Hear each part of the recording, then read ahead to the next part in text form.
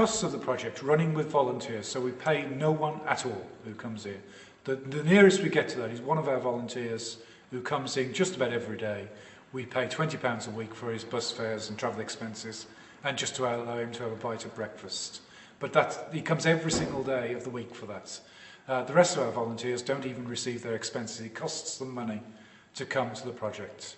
Then some of our volunteers bring with them eggs and bacon and bread for breakfasts and donate those free of charge. Soup that we serve in the evenings is donated free of charge from the YMCA food store, which receives its food from gifts from churches.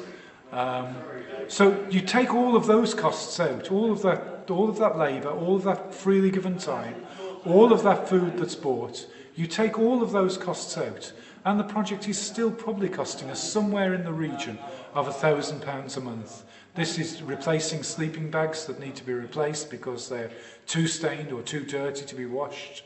Again, providing boxes for people to store their goods in, the extra heating and lighting of the church building, and the food that isn't donated, the food we have to buy. The costs probably are running at just about £1,000 for each month that we open. If we were to open with a fully paid staffing, a separate building, and we actually bore those costs ourselves, you would be looking at least 5 to 7 times that amount. It's only because people are volunteering and giving freely that this service is able to run as economically as it is.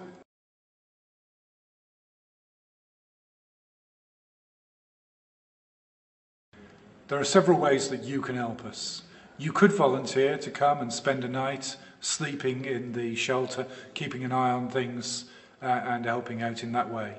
You could volunteer to come along and cook soup in the evening between 10 o'clock and midnight. You could volunteer to come and cook breakfasts for us.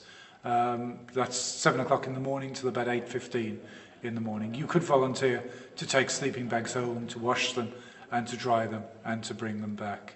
Of course, we will welcome donations of money. We welcome donations of clothes and of food. All of those things we always welcome. You can also be involved by lobbying the council. When, in a few weeks' time, when you get a knock at your door from your local council asking for your vote, you can ask him what he's doing to address the issues of the homeless, of these very vulnerable people who live in our town. You can involve yourself by buying the big issue. When you see people selling the big issue in Burton, you can go up to them and buy a copy. Don't just buy a copy and hand over your money and run away as quickly as you can.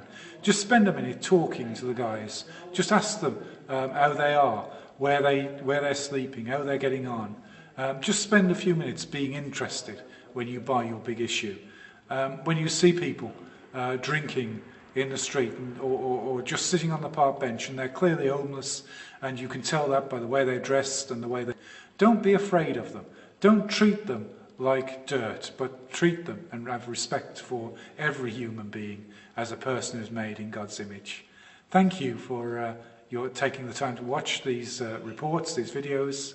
My name's Andrew Gale. I'm the minister at New Baptist Church here in Burton upon Trent.